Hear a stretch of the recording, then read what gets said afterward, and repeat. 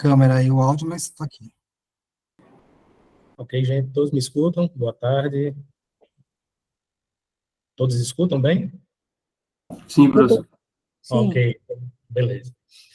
Então, pessoal, mais uma vez bem-vindos, né, a mais uma palestra do Esquenta, do primeiro Fórum Paraibano de Física.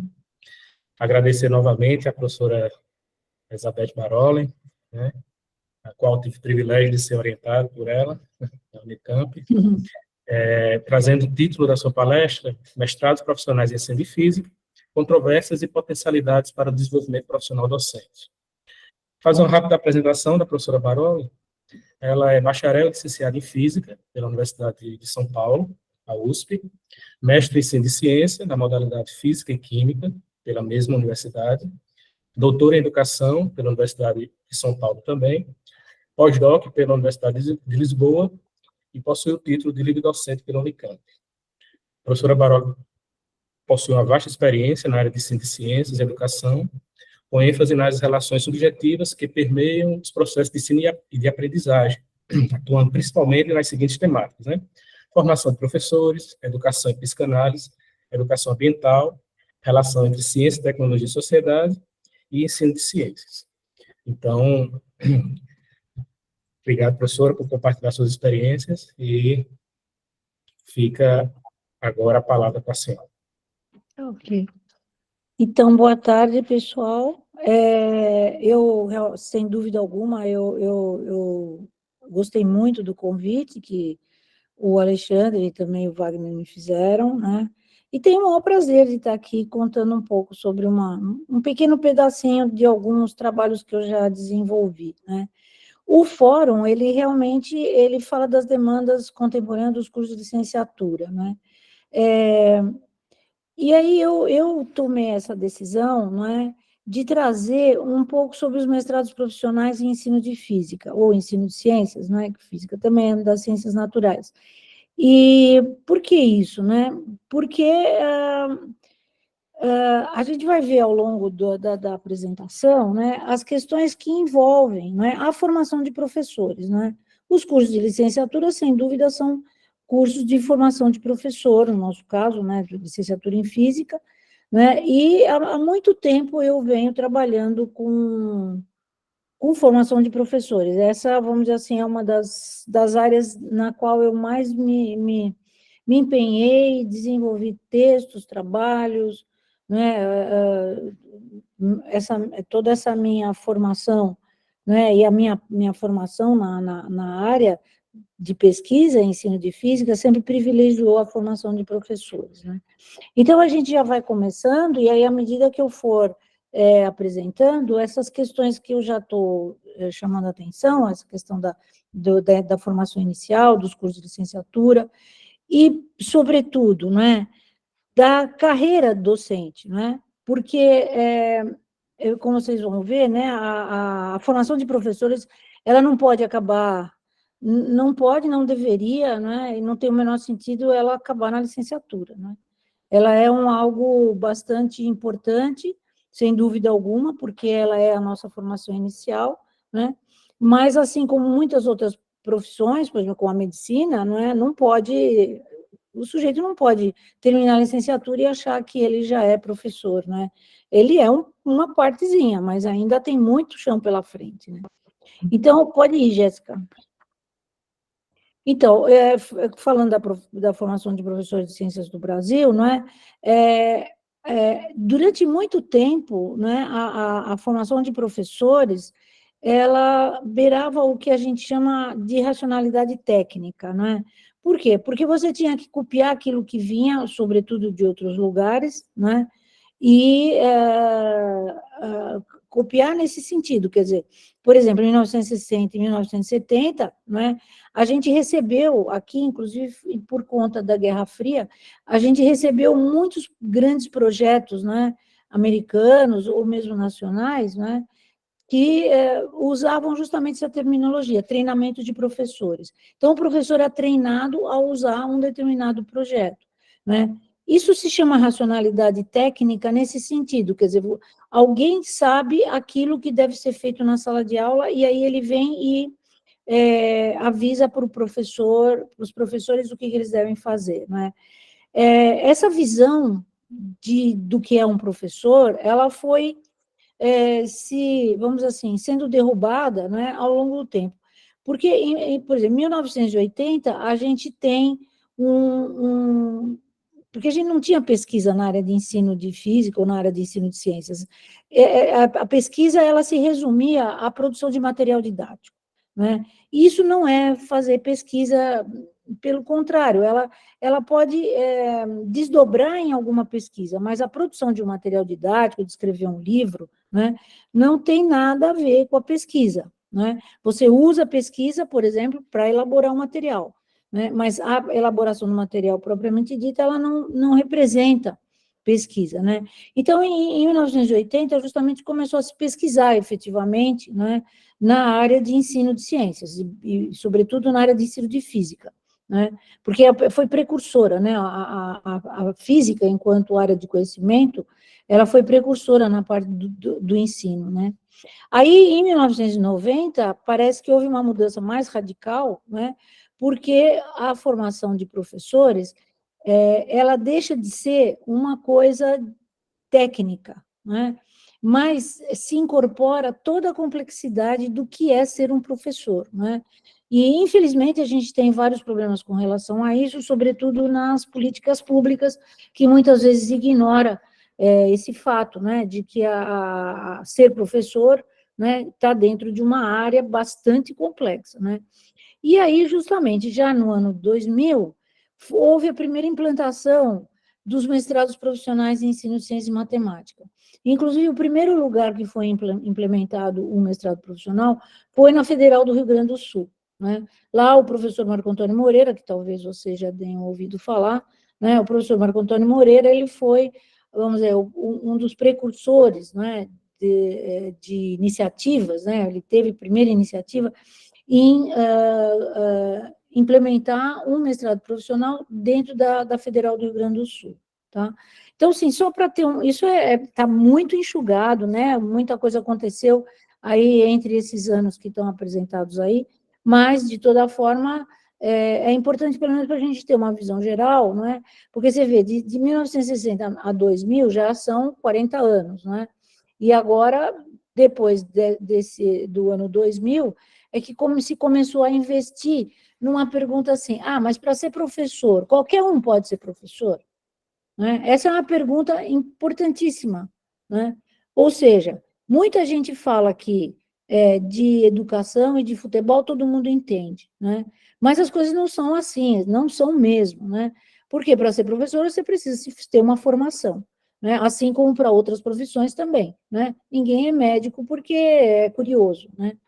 Ou, quer dizer, às vezes tem, né? Mas, enfim, pode ir, Jéssica. Próximo. Então, e aí a pergunta, né, que não pode calar, é por que os mestrados profissionais a gente está chamando a atenção deles agora, né? E aí, justamente, são já alguns elementos que eu já apontei, que a formação de um professor, ela não termina na licenciatura, né? Mas ela se configura como um processo contínuo, como em muitas outras profissões, né? Mas, é claro, a formação inicial, ela é importante, e ela é um marco numa trajetória que vai se somando, inclusive, à história de vida do professor, né? E, sobretudo, essa questão das atualizações dos conhecimentos específicos e pedagógicos da área que ele atua, né? Então, aqui, justamente, foi, depois do ano 2000, que se começou a fazer um processo de inventário de quais eram os saberes da atividade docente. O que um cara que é professor precisa saber? O que ele tem, né? De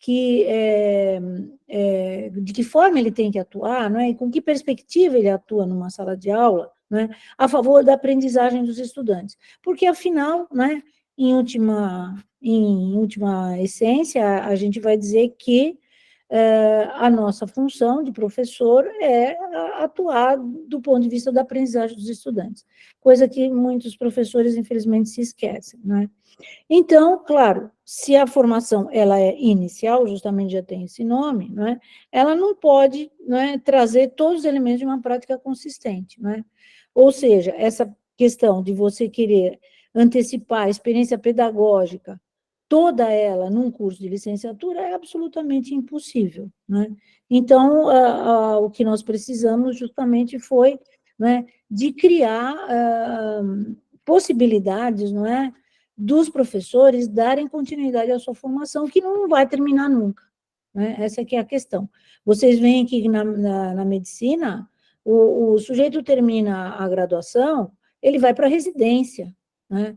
Por que ele vai para a residência? Porque ele precisa praticar. E, no caso, a analogia é muito até estreita com relação à atividade docente. A gente tem uma formação inicial, mas depois a gente precisa praticar, né? Então, a gente precisaria ter algo análogo, vamos dizer, a uma residência que nos permitisse manter um diálogo, né, com outros profissionais que já estão há mais tempo no exercício do magistério, né? Tá bom?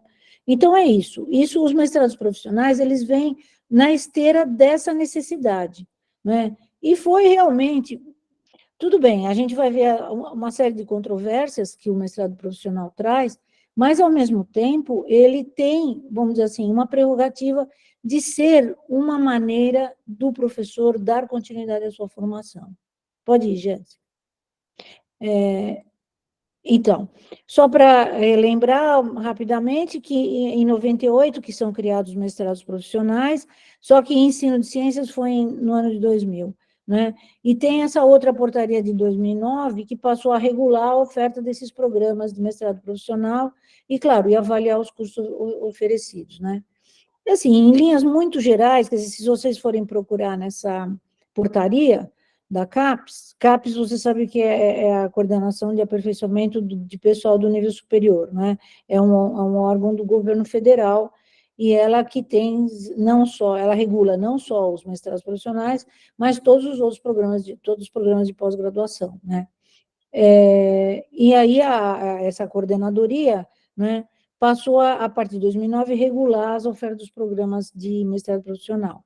E a ideia justamente era capacitar os profissionais de uma forma qualificada para exercer uma prática, né, avançada, tem essa questão da transferência de conhecimento para a sociedade, né, justamente porque o professor terminava a formação inicial e ele ia para a escola, né, sem nenhuma possibilidade, isso daí acontece ainda até hoje, sem nenhuma possibilidade de se atualizar, né, e melhorar justamente essas coisas de eficácia, eficiência, seja das organizações públicas ou das privadas, né? Aí, claro, caberia perguntar, mas em que termos essa eficácia precisa ser melhorada, essa eficiência também, porque aí a gente não está tratando de objetos, mas de gente, né? Mas é justamente de melhorar a aprendizagem, né, dos cidadãos, né? E aí diz também que era para contribuir para agregar competitividade, aumentar a produtividade de empresas, porque, claro, o mestrado profissional ele não se resume só a mestrado profissional na área de formação de professores, né? Ela tem muitas áreas, em várias áreas, né? Então, a regulamentação não se restringe, né? Não se resume à formação de professores, né? Nós aqui vamos tratar do mestrado profissional na área de ensino de ciências e um pouco mais em particular de física, né? Pode ir, Jéssica. Então, para que a gente tem, então, o mestrado profissional? Como a gente viu, porque a gente quer que o professor se desenvolva profissionalmente, no nosso caso, né? Então, claro, a gente diz, é imprescindível que o professor, ao ingressar efetivamente na profissão do magistério, possa ter acesso ao processo de formação continuada.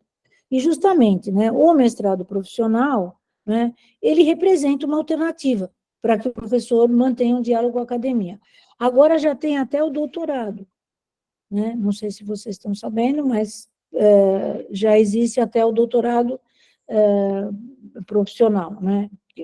Só não tenho melhores informações sobre como é que isso está se dando, né? Mas ele acho que já é uma realidade, pelo menos em alguns casos, né? E aí a questão do desenvolvimento profissional docente se tornou, né, a partir mais ou menos do ano 2000, né, um fato, né, algo que tem já uma existência agora já há bastante tempo, né, e que procura justamente a contribuir, né, para o desenvolvimento profissional docente, já que esse processo de desenvolvimento profissional, ele não se configura como ele não tem um caráter compensatório, né? Ou seja, você pega o professor e diz assim, esse professor, ele não superou as deficiências da formação inicial, etc. Não, a gente parte da formação inicial para o sujeito se desenvolver profissionalmente, né, na área do magistério.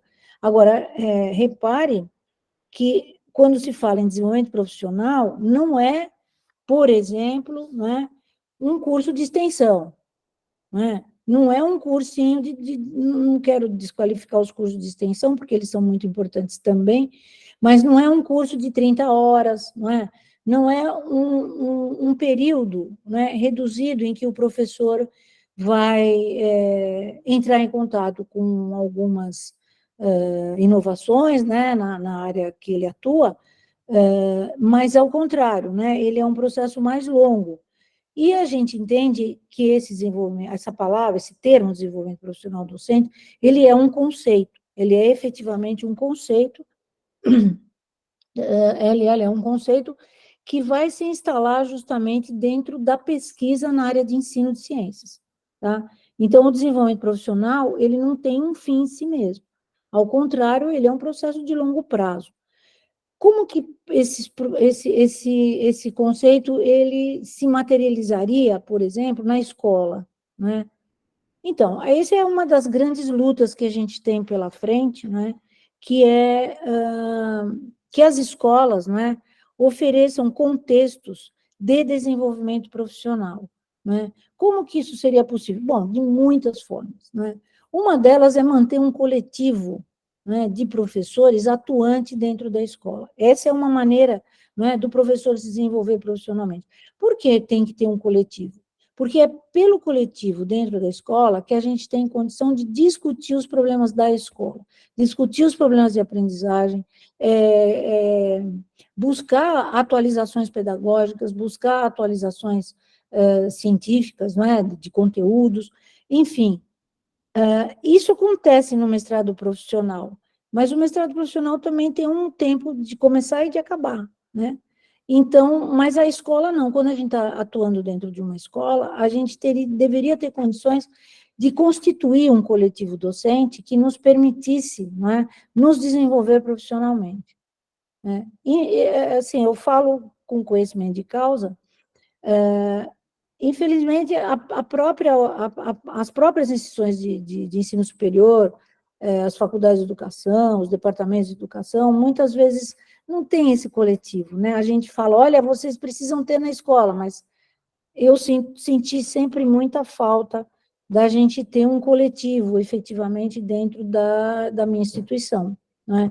Até que eu consegui, mas era uma coisa mais pontual, mais com poucos professores, né? Nunca um coletivo efetivo que discutisse todo o processo de formação dos alunos que integram a instituição.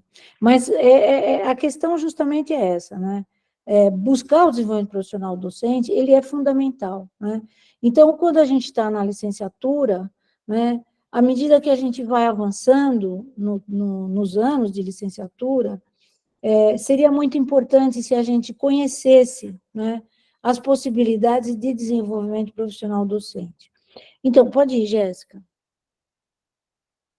Então, eu quero só falar rapidamente dessas dimensões de desenvolvimento profissional, que elas são muitas. Aqui, no caso, a gente está usando mais a parte do ensino de ciências, né? Do desenvolvimento profissional de professores de ciências. E a física está aí dentro, né? Claro. E há um tempo atrás, aí, eu juntamente com outros colegas, não é? Trabalhamos dentro de um projeto de desenvolvimento profissional de professores, e, ao longo do tempo desse projeto, era um projeto financiado pelo CNPq, pelo Conselho Nacional de Pesquisa, e a gente conseguiu organizar de que forma que esse desenvolvimento profissional, né, ele ocorre não é, ao longo da vida de um professor, da carreira docente, porque minha questão é a carreira, não é? Então, a gente disse que a gente tem basicamente 3 interlocutores, não é, que nos ajudam e contribuem com o nosso desenvolvimento profissional. Um deles, não é, esse interlocutor, seria a academia. Ou seja, quando a gente está na licenciatura, quando a gente está na graduação de um modo geral, né, a academia é o nosso principal interlocutor, desde que a gente só tenha nela. Né? Então, é pela academia, pelos cursos que a gente faz, pelas disciplinas que a gente frequenta dentro da instituição, é que a gente vai ter acesso a essa discussão sobre a prática, né? A prática de sala de aula, a prática do magistério. Né? O outro interlocutor importante que a gente tem, como eu já tentei falar, é a escola. Né? Então, quando a gente já está dentro de uma escola, já está fazendo a prática do magistério efetivamente, né? Mesmo que a gente não seja efetivo, mas a gente está praticando, né, a profissão, o nosso ofício, o ofício de ser professor, a escola seria o outro interlocutor. Né? Sem dúvida, a escola precisaria se renovar totalmente para investir no desenvolvimento profissional dos professores, né? E o outro interlocutor é a sociedade, né? Por que é a sociedade? Porque é a sociedade que vai dizer, né, por meio das políticas públicas, né, o que é ser professor, o que é que a sociedade espera, né, da formação dos seus indivíduos, né? E o que é que esse professor, o que se requer desse professor, né, no âmbito da sociedade. Né? E aí, vamos dizer assim, seriam muitas das dimensões que a gente tem, né, na interlocução com esses interlocutores, seria a atualização nos conteúdos científicos, ou seja, para eu me desenvolver profissionalmente, eu preciso me atualizar nos conteúdos científicos. Né? A gente sabe que, por exemplo, no caso da física, muita coisa rola, muita coisa acontece, né? E a gente ainda continua, muitas vezes, com a física do século XIX, né? Ensinando leis de Newton, né? Como é que cinemática, não é? E não consegue sair desse tipo de coisa. Por quê? Porque a gente não tem um jeito de se atualizar. Então, esses interlocutores, sobretudo a questão da academia, é ela que vai nos ajudar muito na atualização dos conteúdos científicos. Repare que o mestrado profissional, ele seria um braço, né, dessa interlocução, né? É um braço, né? Atualização nos conteúdos pedagógicos, fundamental, né? A gente precisa estar o tempo todo se atualizando, né? A gente tem, por exemplo, agora quase virou moda essa questão das metodologias ativas. É moda, mas ela tem a sua razão de ser. Então, as metodologias ativas hoje estão muito presentes nas discussões dentro da academia e também na escola, né? Do ponto de vista metodológico, né? Do ponto de vista das estratégias que você vai precisar lançar mão para investir na aprendizagem. Né? A outra dimensão é a organização e condução do ensino, aí as estratégias didáticas elas são fundamentais, como é que o professor organiza e conduz o seu ensino. A outra dimensão é a sustentação da aprendizagem dos alunos. Essa é uma dimensão difícil do pessoal estar atento, não é? Porque como é que você sustentar a aprendizagem dos alunos é sustentar o esforço do sujeito na aprendizagem. É muito cansativo aprender. Todo mundo sabe muito bem disso, né? É difícil, requer esforço, requer atenção, requer abrir mão de outras coisas que você poderia estar fazendo. Então, a sustentação da aprendizagem pelo professor é algo de extrema importância. Né? A gente sabe muito bem a situação que a gente vive com relação às dificuldades que os nossos alunos têm. Né? Participar da gestão escolar, essa é uma outra dimensão muito importante. O professor participa da gestão escolar, muitas vezes ele delega, né, para a própria equipe técnica, né, fazer a gestão, mas ele pouco participa. Isso não é uma regra geral, mas acontece bastante. Né? A investigação da própria prática. Né? Que condições o professor tem de olhar para a sua própria prática, refletir sobre ela, né? Isso a gente pode já fazer na licenciatura, com certeza, porque a gente tem os estágios, né, na licenciatura. Esses estágios, eles também têm um pouco dessa função de contribuir para o sujeito investigar a própria prática, né? A outra dimensão também super importante é o planejamento da carreira, da própria carreira, né? Por exemplo, os mestrados profissionais, eles são, né, uma forma de você planejar a sua própria carreira, né? E a participação na responsabilidade social, né? Aí sim, aí vem outras questões, quer dizer, até participação em sindicatos, né, nas discussões que articulam a própria carreira, né? Enfim, eu estou falando dessas dimensões que foram as dimensões que a gente definiu a partir dessa ideia, né, do diálogo com esses interlocutores. Pode ir, Jéssica. Vou ter que falar mais rápido. Tá. Não, agora só um pouco para falar do mestrado profissional, aqui veio ele, né? Para que ele serviu, ou como é que ele deveria se estruturar, né? Isso já veio de 2009, ou mesmo antes, né? Porque era importante pensar como é um currículo de mestrado profissional. Depois a gente vai ver. Então, os cursos têm que ser bastante flexíveis, né? Tem que ter disciplinas específicas, disciplinas pedagógicas, tem que estar vinculado a uma instituição de ensino superior, né? Tem que estar voltado para o professor em exercício, prioritariamente. Agora talvez tenha tido algumas mudanças, porque agora a gente tem os mestrados nacionais, né? Mestrado profissional nacional. Aí em Campina Grande você já tem isso, né? Depois vocês podem conversar com o Alexandre. O Alexandre é professor, porque ele me falou que ele é professor de um mestrado profissional, na estadual, né, se eu não me engano. Ele tem que ter duração de 36 meses, não sei se continua assim, né? Para o professor não precisar abandonar as atividades docentes. As atividades têm que ser concentradas, as didáticas, em 1 ou 2 dias da semana, ou nos finais de semana. Eu não concordo muito, mas é isso que era a proposta. Tem que oferecer as disciplinas de conteúdo específico e as outras direcionadas ao ensino, enfim, as pedagógicas, né, como a gente fala, né, a questão da transposição didática, que é um saber fundamental. Hoje não pode falar muito sobre isso, mas é um saber muito importante para qualquer área do conhecimento, né. E um acompanhamento do orientador, aí assim, era uma ilusão, mas inicialmente se pensava que o orientador, por exemplo, né, ele deveria participar da escola, ir lá na escola e acompanhar a atuação do professor, mas isso jamais acho que aconteceu. Pode continuar, gente. Isso.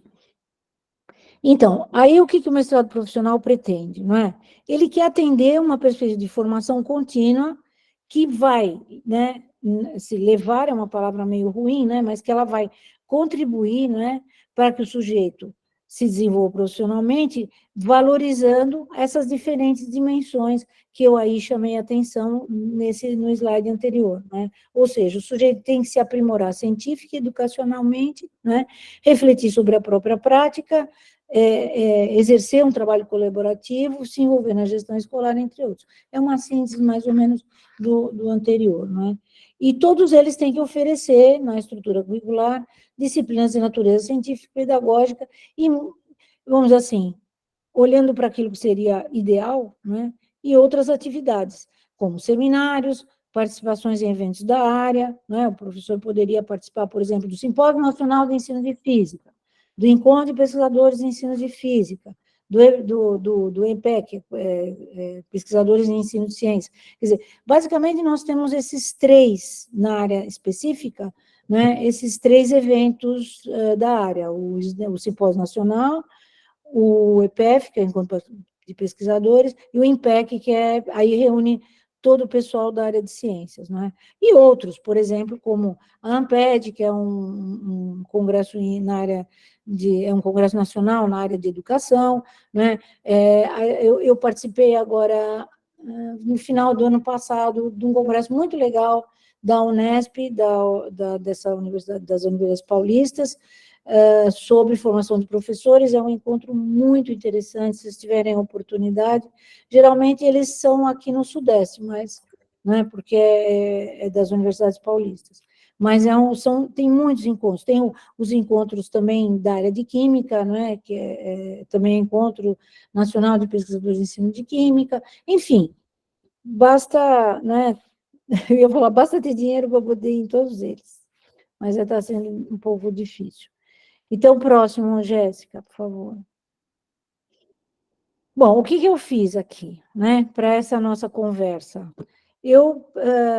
Isso também foi um trabalho que a gente fez e está publicado na revista de investigações, na Investigações, que é uma revista da Federal do Rio Grande do Sul também, né, e não, esse está lá, mas eu e mais alguns colegas, a gente reuniu, né, vários artigos, né, que colocam em destaque justamente esses acordos e desacordos que o mestrado profissional tem suscitado entre pesquisadores e professores da área, né?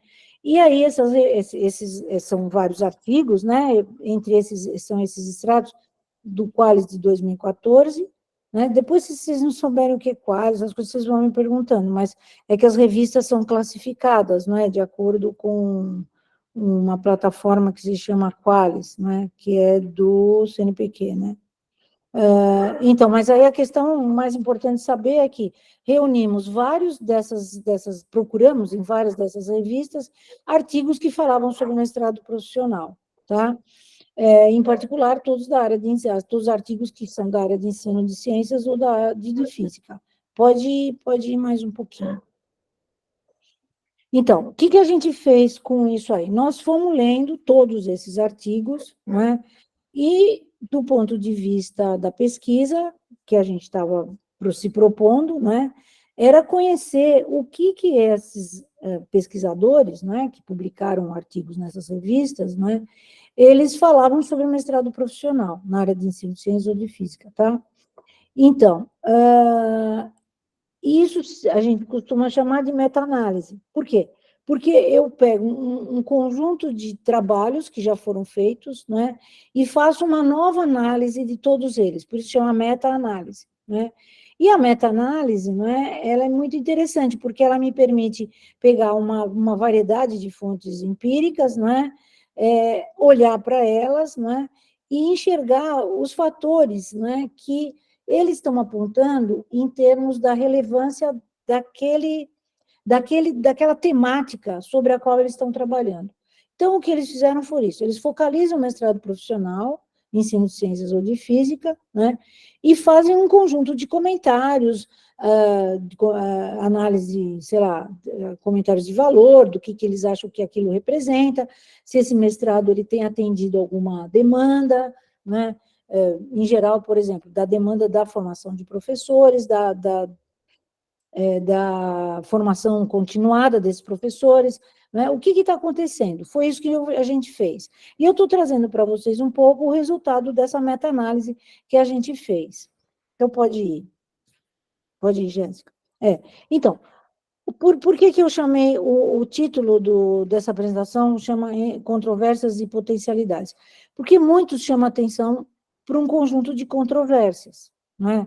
A primeira controvérsia, né, vai se fazer referência, né, à questão da identidade desses mestrados profissionais.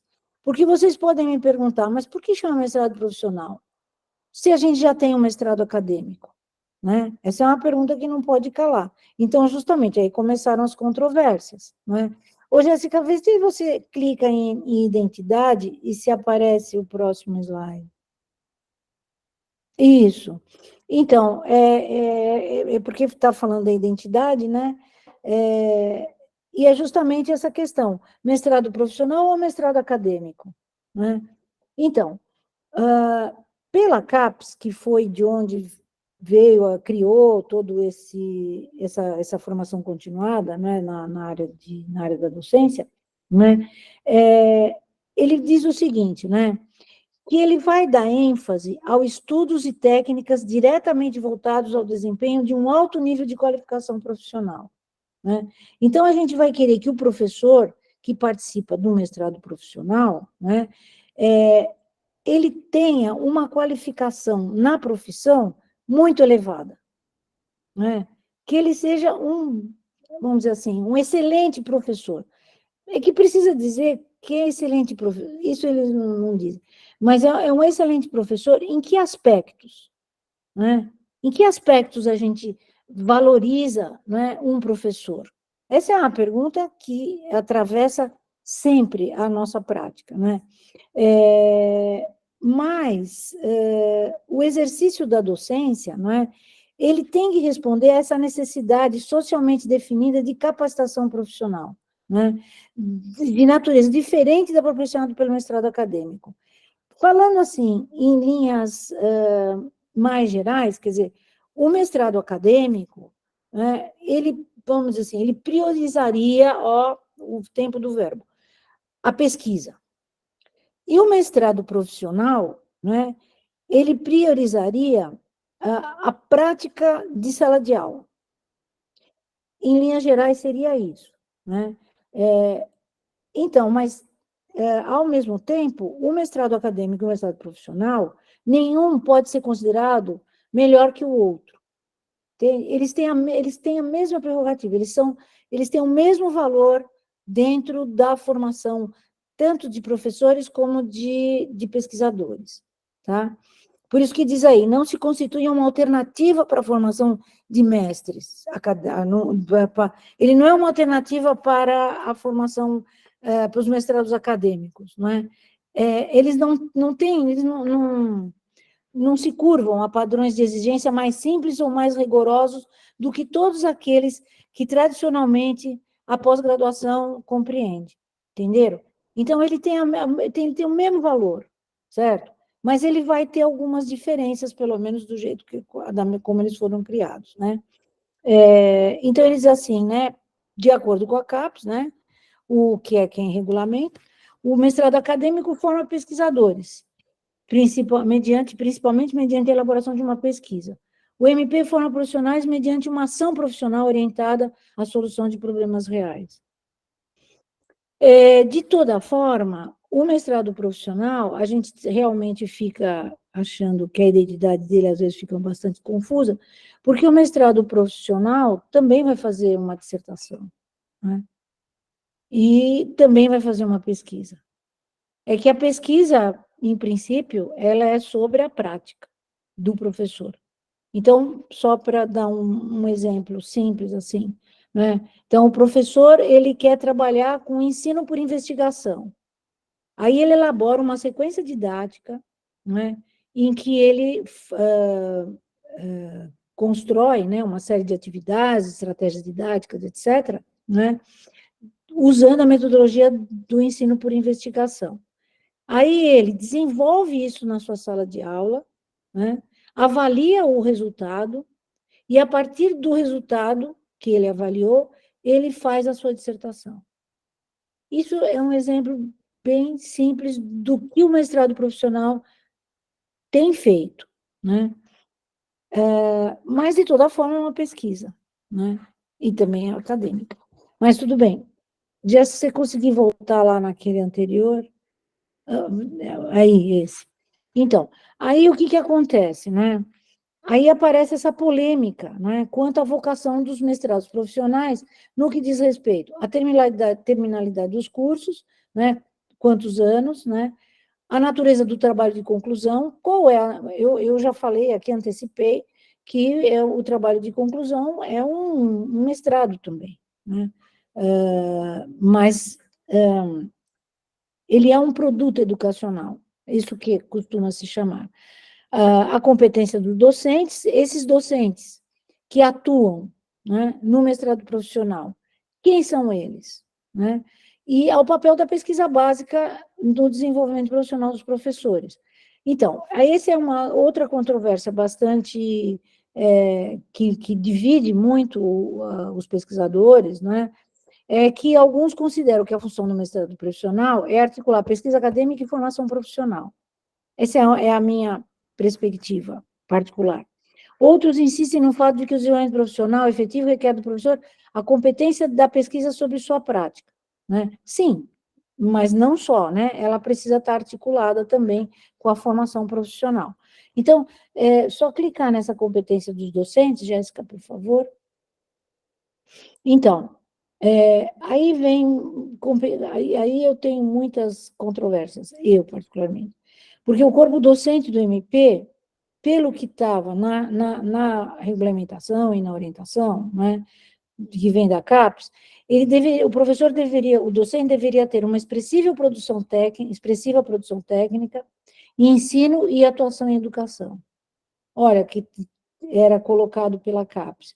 Seu corpo docente deve ter uma expressiva produção técnica, ensino ou atuação em educação, atuação na educação básica, ensino superior, formação docente ou popularização em ciência e tecnologia, sem desconsiderar a produção acadêmica. Esse seria, vamos dizer assim, o docente ideal para atuar num curso de mestrado profissional. Aí, é claro, a pergunta que não pode calar, né? Os docentes que assumem os mestrados profissionais possuem uma formação compatível com um curso que deveria promover iniciativas originais e estimular o mestrando a criar e transformar significados em suas próprias práticas educativas? Essa pergunta não tem como, eu não vou responder, mas é uma questão que merece ser pensada, né? Porque, não sei, é difícil você ter um professor de um mestrado profissional que atua, né, na perspectiva de contribuir para a formação pedagógica também, né, ele nunca foi professor de ensino de educação básica, né, nunca escreveu nada sobre educação básica, então aí a gente se pergunta, né? Bom, mas enfim, vamos em frente, próximo, então. A outra controvérsia justamente está nessa questão da identidade também, né, do mestrado profissional, e fica entre a reflexão, o professor, ele é um professor reflexivo ou ele atua ainda no âmbito da racionalidade técnica, né? Então, as perguntas que sobram para o mestrado profissional se ele tem uma meta clara e consensual para a formação dos seus mestrandos, né? Se uma experiência de pesquisa daria conta de contribuir efetivamente para essa meta, né, dessa meta clara e consensual, né, e se essas condições contextuais, a racionalidade técnica seria realmente um obstáculo, né, para o sujeito se desenvolver profissionalmente, né. E aí volta nessa questão que a pesquisa é considerada necessária e suficiente para alguns autores, né, para que o professor participante do MP alcance, do ponto de vista profissional, o status denominado pela literatura de professor prático reflexivo. Porque isso é o que, ao longo de todos aqueles anos, desde o ano de 2000, foi se constituindo esse conceito, professor prático reflexivo, que é um sujeito, basicamente, que reflete sobre a sua prática, e lembrem-se, para a gente refletir sobre sua prática, a gente tem que ter interlocutor. Não dá para a gente refletir sobre a nossa própria prática sozinho, isolado, né? Então, mas esse é vamos dizer assim, esse seria um professor mais de excelência, né? Que ele consegue olhar para a prática dele, refletir sobre ela, tanto na ação como depois da ação, né? Repensar as suas rotinas de trabalho, propor mudanças nas rotinas de trabalho em função daquilo que ele observou, enfim, não é fácil ser professor. Mas vamos lá, Jéssica, senão não dá tempo. E a controvérsia 3 é a questão da organização curricular. Essa realmente é uma controvérsia também antiga, né? E quem faz mestrado profissional sempre chama atenção para essa discussão, né? Por quê? Porque o currículo do mestrado profissional, ele vai contemplar uma formação científica e pedagógica, que se volta para os conteúdos específicos, né? E outras disciplinas que são mais da área pedagógica, né? Já tem controvérsia quanto ao peso dessas disciplinas. Eu posso falar com conhecimento de causa, porque, por exemplo, eu fui uma pessoa que foi na Federal do Rio Grande do Sul, e eu entrevistei professores do mestrado profissional que começou lá, né, do mestrado profissional em ensino de física, né? Alguns dos professores, alguns dos docentes, né, que atuam no mestrado profissional, né, eles se ressentem muito de que, às vezes, o mestrado profissional quer repetir a graduação, né? Então, vai ter aula de disciplina de mecânica quântica, disciplina de física e estatística, né? E que tem um peso exagerado nessas áreas e um peso que deixa a desejar na área da prática de ensino, né? Que é um pouco do que a gente chama de você saber fazer uma transposição didática, né? Ou seja, você conhece um conteúdo, vamos pensar assim, o conceito de campo, né? O conceito de campo é um conceito bastante sofisticado dentro da física, né? Quando você vai ensinar para a educação básica o conceito de campo, né? Como é que você faz? Né?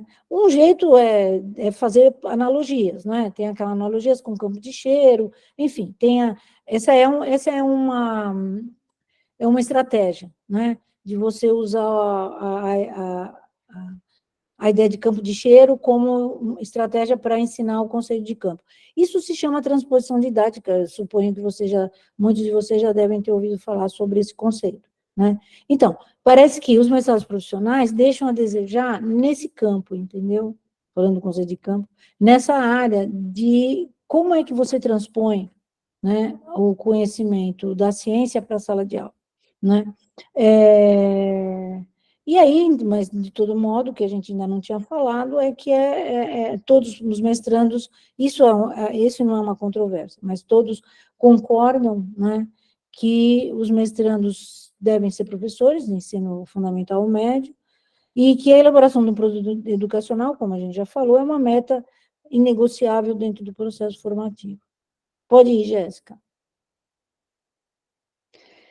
Então, aí a última pergunta que a gente precisa fazer, bom, vimos um monte de controvérsia, tem muita gente que fala que o mestrado profissional é problemático, porque ele traz uma série de dificuldades do ponto de vista da formação, né? Mas, enfim, essa pergunta a gente precisa fazer, né? Se a participação no mestrado profissional, ela pode contribuir para o desenvolvimento profissional de professores, né?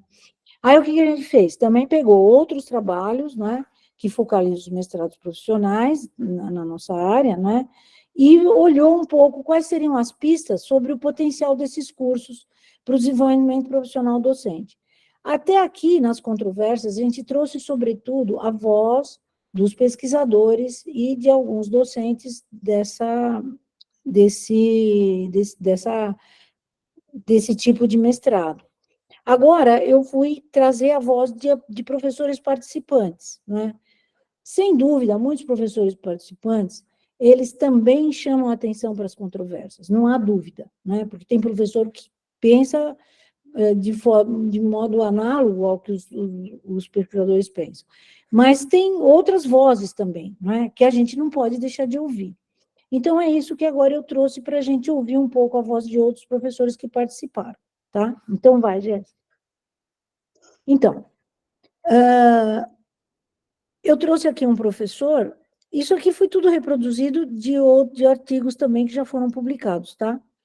Depois, se vocês quiserem, eu mando toda a bibliografia, eu não pus ela aqui nessa apresentação, mas eu posso mandar toda a bibliografia que foi consultada. A primeira coisa que chama atenção é que tem professores que relatam, né, que eles incorporaram estratégias novas para a condução de aula. E essas estratégias trouxeram impacto sobre a satisfação pessoal dele próprio, né, e sobre a atualização do repertório pedagógico. Lembra que uma das dimensões é atualizar o repertório pedagógico? Era uma das dimensões importantes do desenvolvimento profissional, né? Esse professor diz, o mestrado mudou principalmente a opinião formada que a gente já tinha a respeito da didática. Olha que interessante, né? A respeito das metodologias de ensino, porque antes da gente começar a estudar a fundo esse tipo de pesquisa, a gente sempre acha que é brincadeira a didática, né? Ah, vai ter aula de didática, essa é perfumaria, né? Muitas vezes a gente já pensou isso. É uma forma que se tem de enrolar, de fazer com que a prática seja transformada em fantasia. que a teoria nunca tem como ser aplicada na prática, e a gente começa a ver que não. A gente percebe que quando você começa a estudar essas novas metodologias, você vê que sim, que isso é possível ser colocado na prática, que nós, professores, podemos nos especializar cada vez mais. Então, esse é um depoimento, um dos depoimentos que eu considero muito importante, porque essa visão, né, de que tudo que está relacionado à pedagogia, né, é perfumaria. Né? Isso não tem muita importância, né? Eu gosto do que ele fala, né? Transformar a prática em fantasia.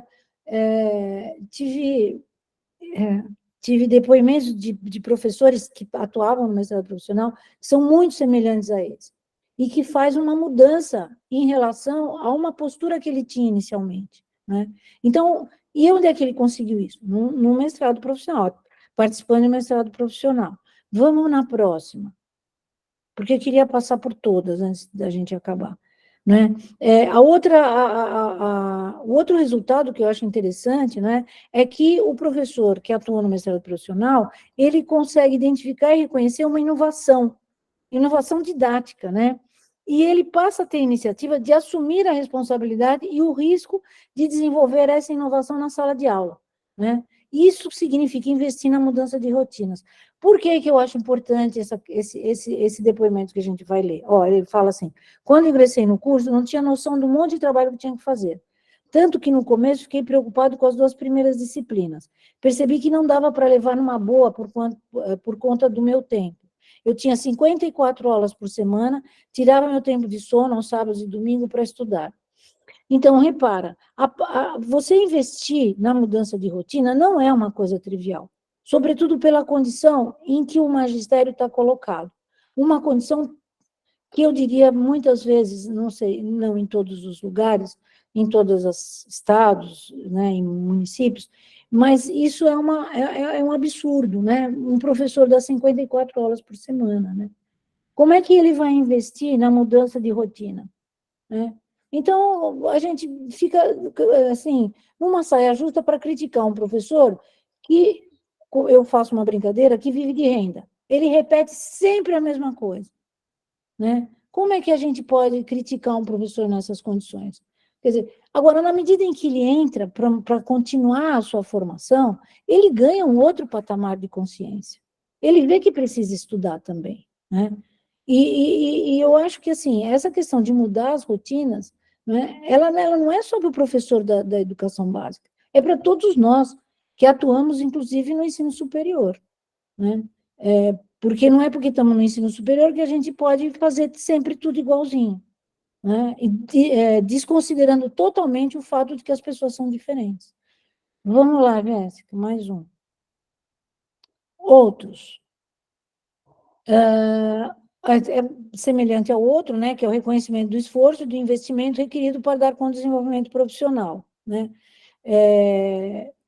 Aí a gente tem um professor falando, participar das reuniões feitas durante os finais de semana com colegas do grupo de estudo, pesquisas em escolas, livros de internet, preparação dos assuntos a serem apresentados em seminários das aulas, quer dizer, tudo isso requer tempo, né? E o outro diz que a participação dele no mestrado profissional mudou muito, pois me fez rever conceitos, mudar de comportamento, ler mais e buscar mais informações com o objetivo de melhorar a qualidade de minhas aulas de matemática. Esse era um professor de matemática. Né? Então, isso é repensar a prática. Né? Não que eu estou dizendo que todo mundo tem que fazer exatamente isso que esse cara fez, mas o interessante é que você rever a sua própria prática. Né? E isso é algo fundamental. Isso tem que ser qualquer profissional. E nós, como professores, somos profissionais. Né? E temos que atuar como os profissionais. E isso implica em a gente estar o tempo todo revendo o que a gente faz. Próximo, Jéssica. A incorporação de novas metodologias, recursos, estratégias didáticas, claro, fundamental. E, certamente, o mestrado profissional ajudou nessa questão, né, de incorporar novas metodologias. Aí o professor vai dizer, em várias disciplinas fizemos análise de sequências didáticas que os livros didáticos trazem e que nós, como educadores, podemos interferir para buscar um maior rendimento para nossos alunos, reorganizando sequências apropriadas para nossos alunos. Então, repare, isso daqui é justamente romper com a racionalidade técnica. Porque você não é seguir um script cegamente, né? Pegar o livro didático e falar, vou fazer igualzinho que está aqui, né? Ignorando que os alunos têm outras necessidades, ignorando que você, como profissional, tem todas as condições, né, para fazer adaptações, fazer mudanças, inventar novas estratégias, entendeu? E eu acho que isso é um relato que aponta para isso, né? Próximo, Jéssica. Que nós temos mais agora pouquinho, tem só mais um minuto. Outra coisa importante que é a atualização nas propostas educacionais e flexibilização do ensino a favor da inclusão. Esse é um professor, foi muito interessante quando foram feitas entrevistas com ele, né? Porque ele dizia, eu sou um professor muito rigoroso. Tudo que tem que ser ensinado no ensino médio para o aluno passar no vestibular, eu apresento em aula linha por linha. Esses professores todos nós conhecemos. Talvez muitos de nós já fizemos isso ou ainda somos isso. Hoje, às vezes, abro mão de um detalhe muito matemático e procuro outros meios de apresentar uma equação sem um passo a passo tão matemático. Esse é um professor de física, né? E o mestrado foi o que me fez perceber que isso funciona até melhor em relação à aprendizagem, pois atinge um público maior. Isso de flexibilizar, entendeu? Como eu dava a minha matéria antes do mestrado, eu atingia apenas os alunos com aptidão para matemática.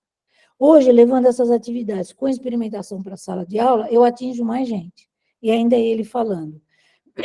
Sem dúvida, a minha aula antes do mestrado profissional... Fazer uma pergunta depois, Alexandre. Quantas você quiser. Dá tempo? Não, por mim, pode fazer quantas quiser. Só para terminar aqui. Sem dúvida, a minha aula antes do MP é diferente da minha aula depois do MP. Mesmo que eu não consiga levar alguma coisa para a sala, é uma aula com mais exemplos cotidianos. O mestrado agregou qualidades, eu percebo que eu atinjo mais alunos, e isso é notório pelas discussões que eu tenho agora, mas que não tinha antes. Só tem mais, acho que mais um. Essa questão é muito importante para mim, não é? Para quem que a gente privilegia na sala de aula? É o programa ou é o aluno? Né? Ou é os dois? Vamos, Jéssica, acho que está terminando. Assim, a inclusão das tecnologias de informação e comunicação, né? Porque hoje a gente não pode ignorar, né, gente? Com toda essa questão da inteligência artificial atropelando todo mundo, né? As tecnologias de informação e comunicação, elas precisam ser incorporadas na nossa prática de alguma forma, né? Então, aí, no Instituto Profissional da Federal do Rio Grande do Sul, essa questão das TICs, ela era muito importante e ela era muito valorizada, né? Tinha uma disciplina específica para trabalhar com esses softwares, né? O Implot, Grafimate, né? Cabri Geometry, WebQuest, enfim, são vários, né? Que o professor encontrou, né, pelo mestrado profissional, né, uma possibilidade de fazer um upgrade na própria aula, né? Eu mesmo sinto falta, eu sinto e senti muita falta de eu trazer as tecnologias de informação e comunicação para minhas aulas na licenciatura, né? Ainda bem que eu pedia para os alunos fazer seminário e eles traziam, né? Aí a outra professora falando, eu não costumava usar recursos tecnológicos na sala de aula, então eu conheci esses objetos, os objetos de aprendizagem. Escolhi alguns que se encaixavam com o que eu estava trabalhando na escola e apliquei com os alunos na minha aula. Aí, quando eu fui apresentar na disciplina, os objetos que eu tinha gostado, eu pude também relatar a aplicação deles na sala de aula. Então, são alguns das coisas que os próprios professores estão falando, né? Vai, Jéssica, só mais um pouquinho para poder terminar, senão o pessoal não vai... ainda tem esse aí. Esse para mim é muito importante. É a satisfação na escolha profissional. Você escolheu ser professor, né? E você tem satisfação nisso. Isso, para mim, é uma coisa fundamental. A gente não pode exercer uma profissão sem ter satisfação. Isso faz todo sentido dentro do desenvolvimento profissional, né? E tem muitos professores que falavam, olha, no mestrado em si, para mim, foi muito prazeroso, muito difícil, mas como o aprendizado me era muito importante, isso compensava todos os esforços. Então, a satisfação na profissão, ela é fundamental, né? E ele diz, aprendi muito, esse mesmo professor diz, eu aprendi muito a escrever com o orientador. Eu não sabia escrever bem. A questão, tanto do produto educacional quanto da dissertação, te obriga a escrever e tem que escrever bem. Então, são elementos, não é, que são muito importantes. Pode ir, Jéssica, para a gente poder abrir para a palavra para todo mundo. Eu acho que é isso mesmo. A despeito das controvérsias apontadas, ainda tem muitos pesquisadores e professores que acham que o mestrado profissional, eles são espaços formativos, e eles têm potencial para realizar, para que o sujeito faça um desenvolvimento profissional em diferentes dimensões da carreira. A gente citou várias das dimensões agora, né? Claro, a gente pode melhorar, tem que discutir, tem que pensar mais nesse mestrado profissional, sobretudo nos mestrados nacionais, que traz fortemente muitas das controvérsias, não é? E hoje a gente vê que mesmo pesquisadores que antes diziam enfaticamente, né, que havia distanciamento entre a formação recebida no mestrado profissional e a realidade escolar, como, por exemplo, a Fernanda Osterman, a Flávia Schaffer, né, que são lá do Rio Grande do Sul, da Federal do Rio Grande do Sul, hoje elas reconhecem que tem espaço nesse curso para o desenvolvimento profissional, mesmo que não seja da forma ideal, tá? Acho que só tem mais um, né, Jéssica? Vai. Ah, tá. Eu só queria chamar a atenção, eu resumo esse slide da seguinte forma, né? Para você se desenvolver profissionalmente, você tem que ter um contexto, né? Não, vários contextos, né?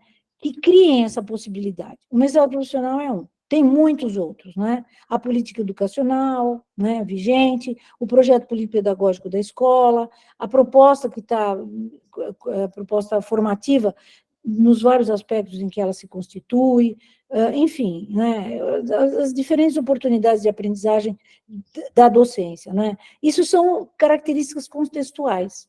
Isso é fundamental. Mas tem um outro lado que a gente não pode ignorar, que são as histórias de vida, né? Essas histórias de vida, elas também atuam contra ou a favor do desenvolvimento profissional. Então, a gente precisa articular essas duas coisas, os contextos, né, e as disposições, né, ou seja, a maneira como a gente se relaciona com o conhecimento do magistério. Tá, então, acho que é só isso, eu vou abrir a palavra, né, senão não dá tempo. Obrigado, gente.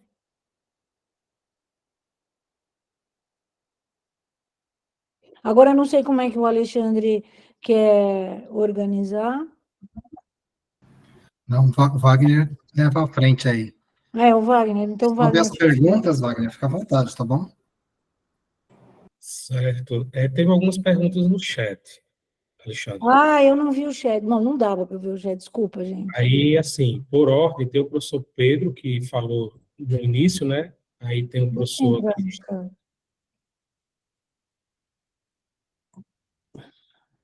Pode ir, Wagner. Então, vou para o chat, tá? Vai, eu tô nele também. Pronto, aqui foi o Humberto Oliveira, né? Isso. Professor de Física, da Educação Básica, da República do Estado da Paraíba, fez o mestrado profissional em Ensino de Ciências, na UEPB, e atualmente ele enfrenta as dificuldades de continuar, né, com a formação dele, o incentivo do governo estadual, tanto financeiro quanto em relação ao tempo disponível para estudo. Aí a pergunta dele é: como poderíamos sensibilizar o governo para contribuir com a formação continuada dos professores da rede?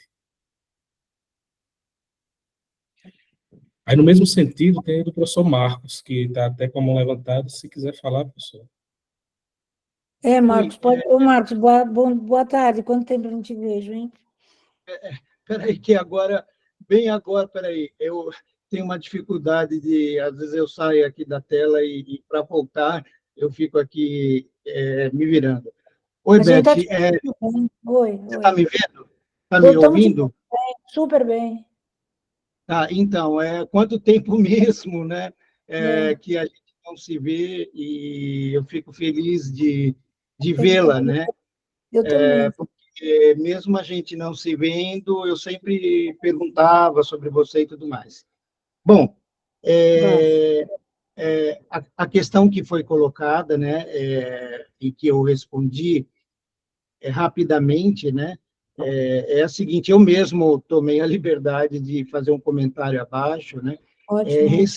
Recentemente, o governo aqui da Paraíba decretou aí um documento, né, que eu estava pesquisando aqui enquanto você estava falando, para achar o link do documento e colar aqui, né, que é um documento que ajuda um pouco na formação continuada dos professores do Estado, no sentido de facilitar um pouco a carga horária do professor, tanto em termos de número de aulas, como de distribuição dessas aulas, né?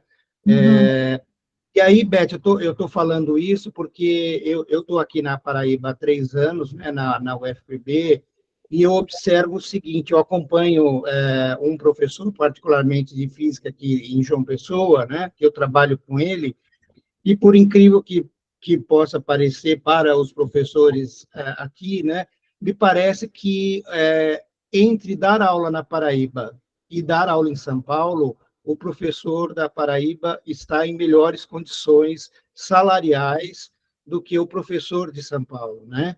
Isso para a gente não falar da diferença de preços, né? Mas de salário mesmo.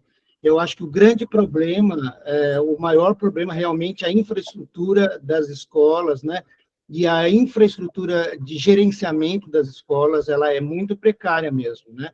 Mas também não estou dizendo que os professores ganham bem, que eles têm condições de trabalho maravilhosas, não estou falando isso não, gente, né? Mas conhecendo a realidade, né, de São Paulo, vamos pegar, né, na capital, em São Paulo, vamos pegar a João Pessoa, aqui na Paraíba, né, eu acho que acontece isso, né? Então, a gente se surpreende, às vezes, com o que a gente espera e o que a gente encontra. O que eu queria colocar rapidamente, Beth, eu acho assim, nós não vamos esgotar esse assunto aqui, né? Eu acho que é um assunto que você não está, pelo que eu entendi da sua fala, você não está aqui para defender ou para atacar o mestrado profissional, você fez um trabalho acadêmico e você está colocando, né, elementos do seu trabalho, né?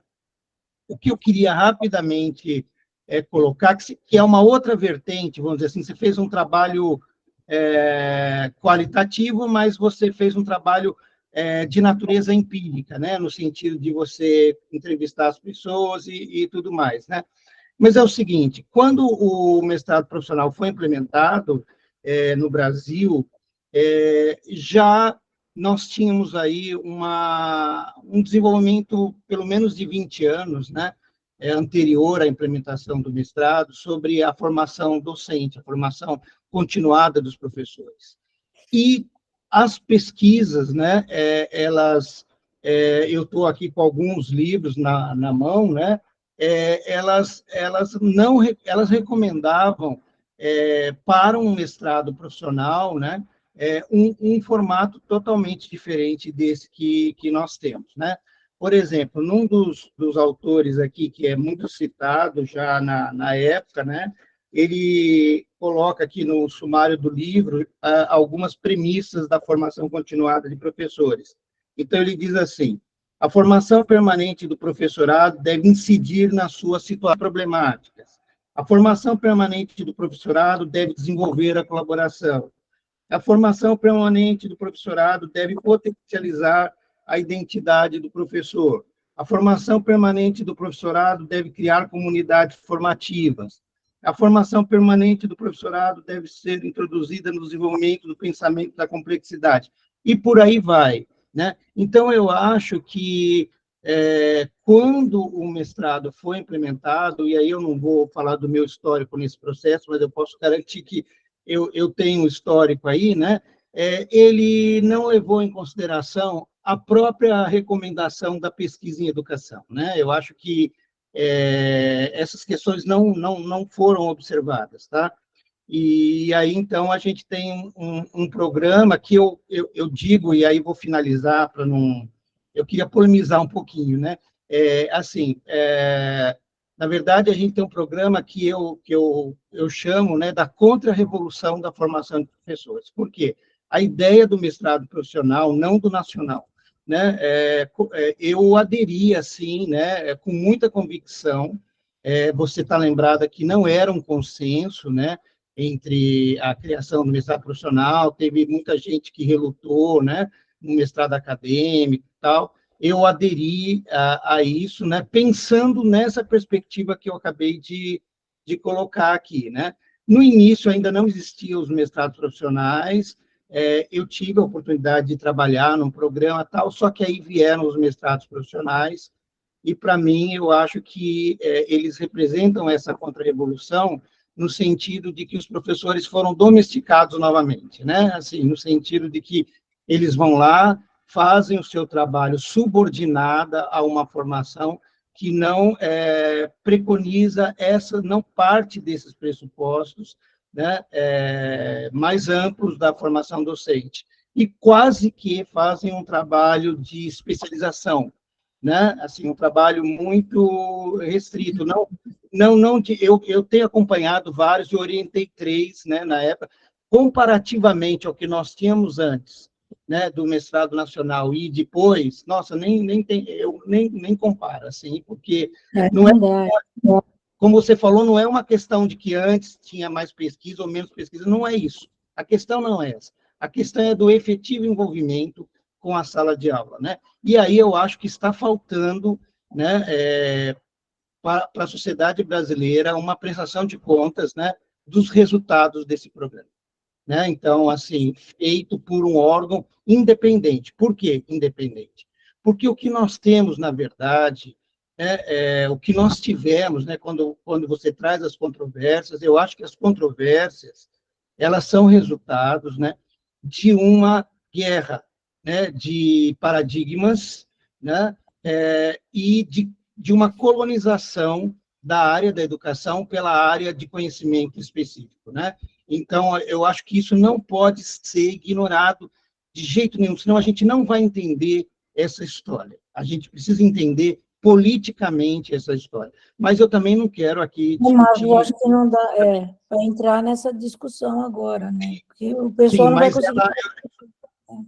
eu só queria colocar, né, para quem não conhece a discussão, que vá atrás dessa outra perspectiva, né? E porque nós temos, finalizando, tá?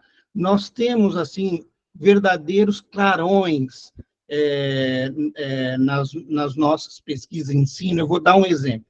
Quando foram criados, né, os cursos de formação de professores nos institutos federais, não há trabalhos, na época, e eu acho que até hoje, que deem conta do que isso significou, né? Por quê? Porque as pessoas que entraram, elas não estavam na academia, né? Então, inclusive, a academia fez um parecer na área de ensino de física, em 2005, contrário a que os institutos federais assumissem curso de licenciatura, né? Então, foi mais ou menos esse o histórico. Então, é mais ou menos assim, o que não passa pela academia não existe para ela, né? Então, por exemplo, quando você coloca o início, né, o início da pesquisa, eu encontrei numa biblioteca aí um trabalho de pesquisa feito no Rio de Janeiro, de física da década de 60, uma pesquisa bem assim fundamentada. Eu estava procurando ela aqui para mostrar, mas eu acho que ela está em São Paulo,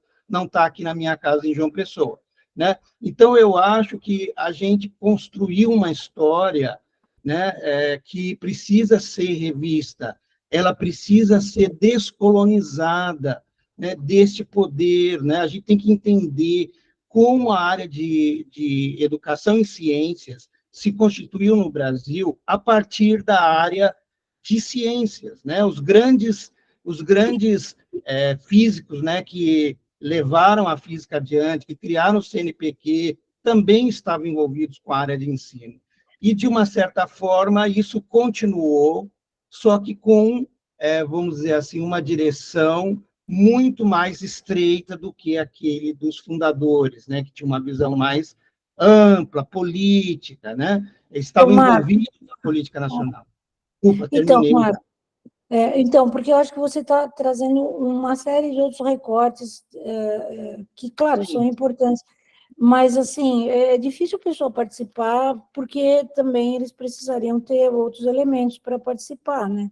Por exemplo, essa pergunta do professor aqui, que ele fala, do Humberto, né? Humberto está dizendo, como é que pode sensibilizar o governo para contribuir com a formação continuada, né?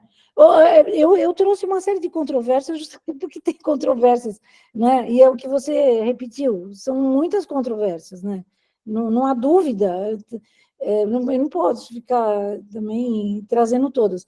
E tem vários, eu tenho outros trabalhos também que chamam atenção para isso, essa questão entre o mestrado profissional, acadêmico, mas senão a gente, o que é muito importante, acho, para esse fórum, né?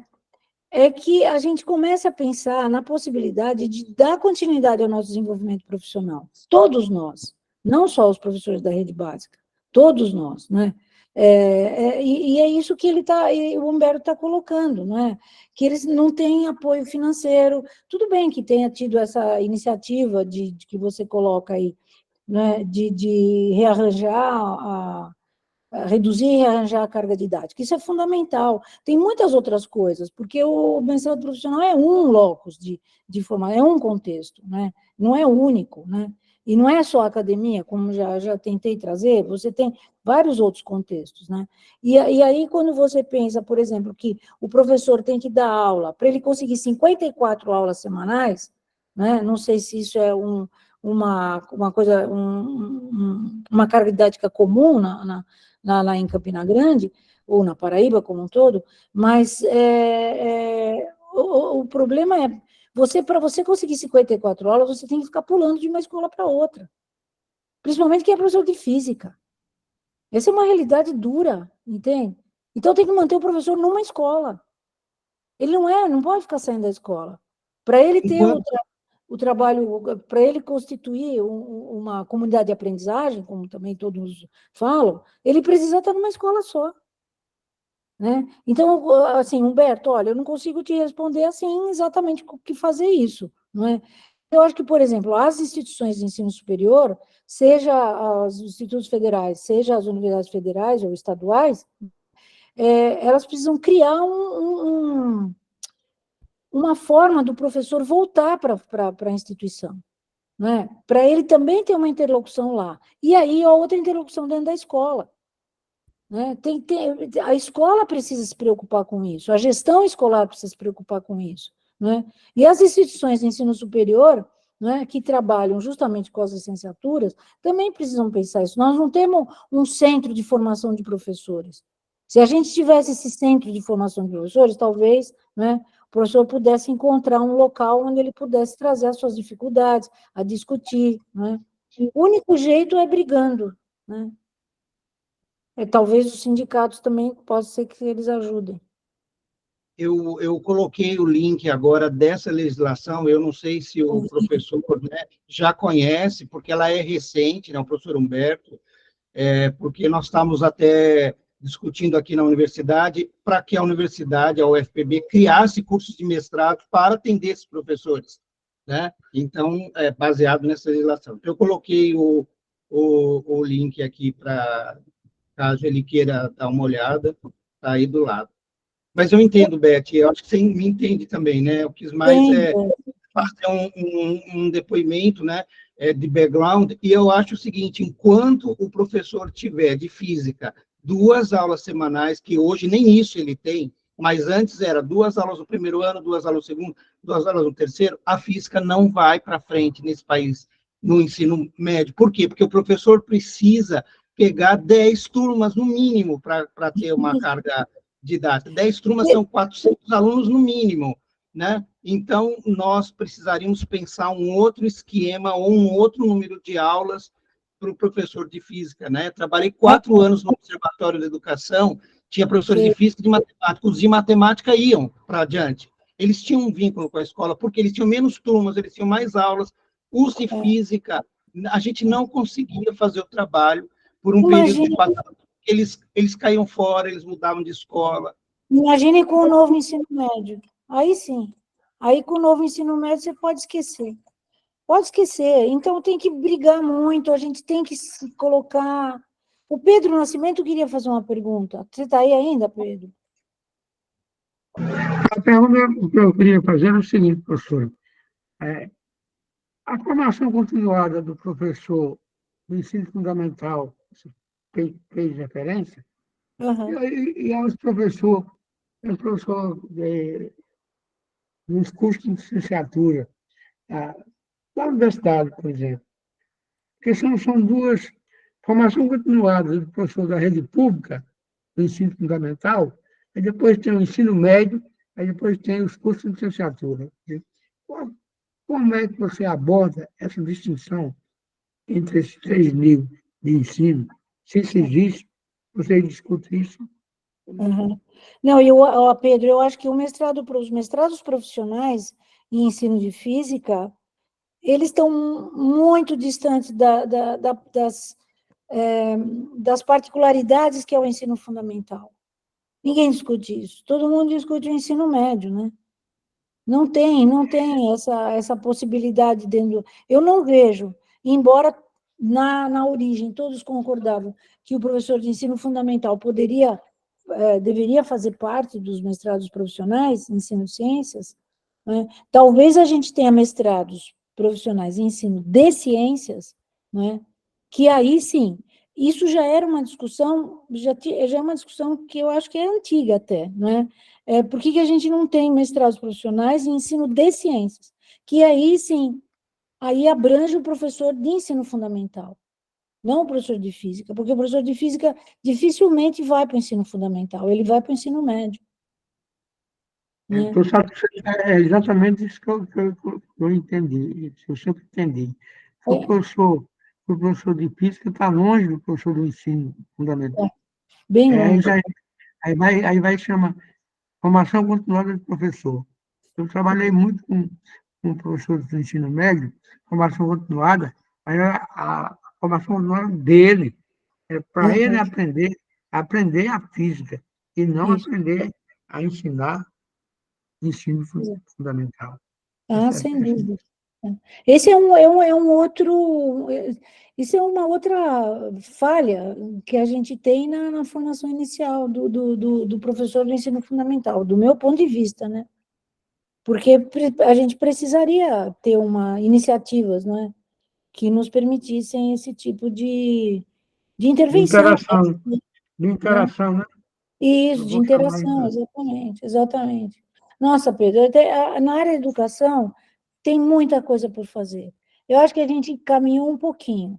Eu também tenho várias discordâncias dos mestrados profissionais, né? Eu acho que tem problemas sérios, né?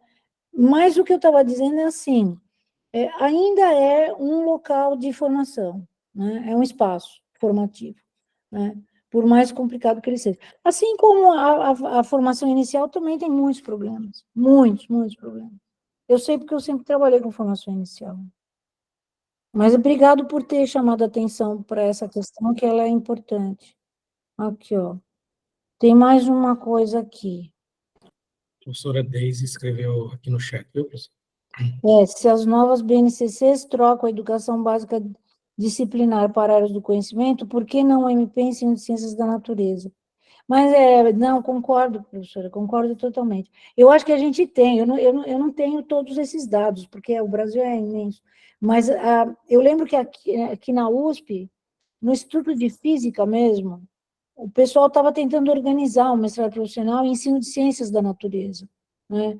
E mais que isso, lá na minha instituição, lá na Unicamp, na Universidade Estadual de Campinas, há uma...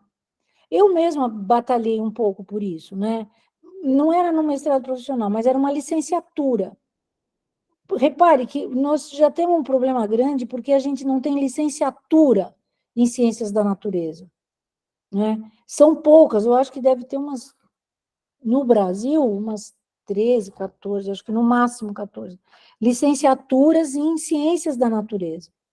E aí, justamente, a hora que a gente conseguir consolidar as licenciaturas e começar, principalmente do ponto de vista das políticas públicas, investir na formação do professor de ciências, que essa é uma espécie que praticamente não existe. Quem dá aula de ciências? Então, antigamente tínhamos ciências naturais. Quem dá aula de ciências naturais no ensino fundamental é o biólogo, é quem faz biologia. E ele só vai ensinar biologia. Essa é uma discussão. Eu cheguei a começar uma orientação nessa perspectiva de explicitar isso, né? De que a gente não tem professor que é formado em ciências naturais. Antigamente tinha, como é que era? História natural. Isso tinha, existia dizem, História da natureza, né? Sim. ele chamava História Natural. E aí, sim, aí você, dentro desse curso, quer ver? Se vocês tiverem tempo e interesse, procura o curso de Ciências da Natureza, a licenciatura em Ciências da Natureza, da Universidade de São Paulo, da USP de São Paulo, que só tem lá, não é, no outro campus, né? Que não é o campus aqui do Butantã, é outro campus. Vocês vão ver. Hã? É a USP Leste lá, né? É a USP Leste, mas não adianta falar para eles USP Leste. É a EASH. Sim. É outra USP. Lá tem um currículo que eu considero muito interessante. A gente precisava ter licenciaturas em ciências naquela linha. Sempre tudo pode melhorar, mas naquela linha é muito interessante, porque tem aula de geologia, né? Tem aula de filosofia, tem aula como é que chama? De filosofia da ciência, você tem de astronomia.